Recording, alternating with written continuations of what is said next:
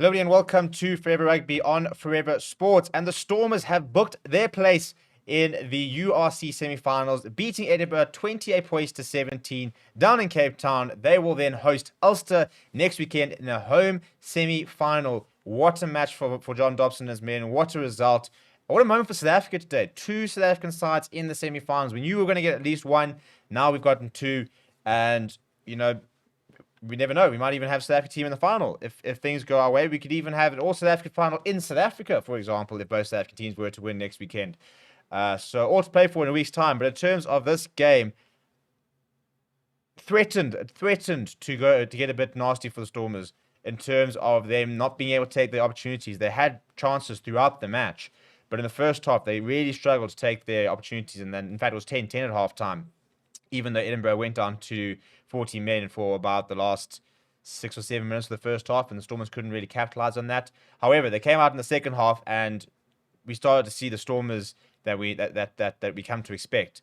And a try in the 43rd minute from Muranal and a try in the 53rd minute was pretty much enough, really, to sort of put them in that position.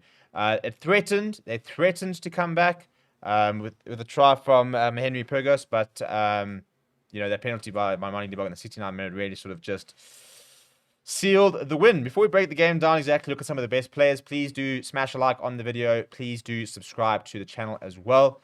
It all started with a try from Warwick Lunt in the second minute. I mean, the absolute perfect start for the Stormers. And it was a bit of something out of nothing, actually, as the bounce of the rugby ball just sort of seemed to favour stuff like that. It was a half break, stuff like that. It was an intercept from Edinburgh. And a bit of a gift, really, as Blair Kinghorn popped the ball back to, I think it was supposed to be Darcy Graham or Hoyland, and it just completely missed him. And all of a sudden, Galant looked up and saw the ball at the try line, and he was over. But they did strike back through the boot of Bufeli in the 7th minute, and they kind of traded a couple of penalties. But Dave Cherry scored in the 14th minute, a very impressive maul.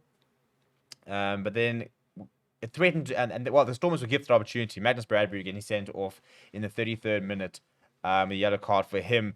And it looked like they weren't going to be able to really take advantage, but they started the second half very well in a fantastic try by Ruan Nall. It was all created by Warwick Lunt with a delayed pass, which set Dion Farid down the blind side.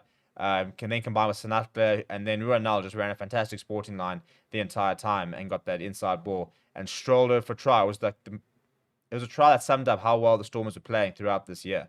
And then a bit of a fortuitous try for Evan Lewis in the 53rd minute. The bounce of the rugby ball doing the things once again. In terms of some of the stats of the game, I mean, it was pretty even, really. The possession, 49%, 51%. Stormers ran a lot more meters, but carries, they were 79 to 80. Stormers beat 20 defenders. Edinburgh beat just 3. So you really have to give a lot of credit to the Stormers' defense because it was very good. 4 clean breaks for Stormers compared to 1. They had more passes. They had more offloads.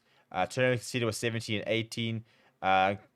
Edinburgh did win 8 turnovers on the ground, so we're pretty good there. But yeah, I think it was pretty even a lot of the game. But until that sort of 45th minute, then the Stormers came out in the second half and really started to assert themselves. And again, there's a bit of a fight back from Edinburgh, but importantly for the Stormers, just that penalty in the 69th minute, which just sort of just after that try. Well, not just off the try, about 10 minutes later, but just when Edinburgh were looking like they're going to potentially be able to mount a comeback, just those 3 points, I think, was very vital to the Stormers' effort. In terms of some individual performances, I thought that Stephen Kitsoff and Evan Lewis were both phenomenal. Massive game for Evan Lewis. I think it was 17 carries, I think it was 15 tackles, 72 meters. I think he had beaten 4 defenders.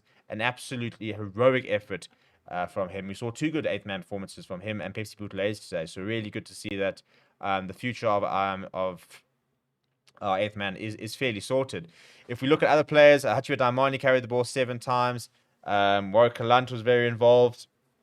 I thought Leon Lonzas played pretty well.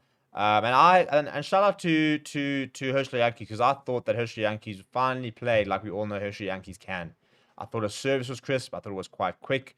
I thought he controlled the game very well, and I was very impressed with what I saw. If we could see that week on basis, as Springbok supporters, we'll feel a lot more at ease in terms of his selection and his role within the squad.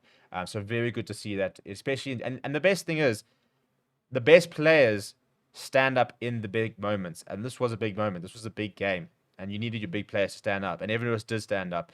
Hershey Yankee stood up. I thought JJ Kotzer, I thought he was tremendous today. I don't think I've ever seen him play so well. He made 6 tackles, didn't miss a single tackle. His line-out work was really good. He carried the ball well. He was up for it. He was all over the park. I was very impressed with his effort. Marvin Ori also making 13 tackles. A good shift from him. Ruan Null was very physical in defense as well. I mean, it was a pretty good all-round performance in that second half. First half was a bit sloppy, but second half the Stormers did control a lot of that game and were worthy of their win. For Edinburgh, I just felt that sometimes they just lacked a little bit of accuracy. I think that was kind of where they went wrong. They had some very good moments, but they weren't always accurate. I thought Emiliano Boffelli was absolutely class. Was phenomenal under the high ball. Was really good with his boot as well. I thought that he was a whole different level to the rest of the Edinburgh side. And in fact, I know in theory we don't need to look at overseas talent, but I mean for somebody like Emiliano Boffelli, I think that's somebody that a South African team could look at bringing in. I think that we should be looking at Argentinian players because financially, we can maybe start to afford them. Obviously not like the likes of a Sanchez, who's one of the best players in Europe. But something like a Boffelli, for example, would be a brilliant player to be able to bring into a South African context. But I thought Hoyland played pretty well. Thought Crosby carried very well as well for Edinburgh. The front row of Penal Pierce Kuman struggled quite a lot at scrum time. But yeah, credit Stormers because they deserve that win, and who knows how far they can go. They were the best South African side throughout the competition, and we saw a bit of that today. And Ulster is the one that stands in the way. So Dwayne Vermeulen will be coming back to Cape Town in a semi-final context, which would be quite interesting for him. But a massive game for Stormers coming up next week. But until then, for all the Stormers fans, congratulations. Let me know what you thought about the game down in the comments below. Please do smash like on the video on the way out, as well as subscribe to the channel. Thank you very much for watching. My name is Steven, and I'll chat to you soon.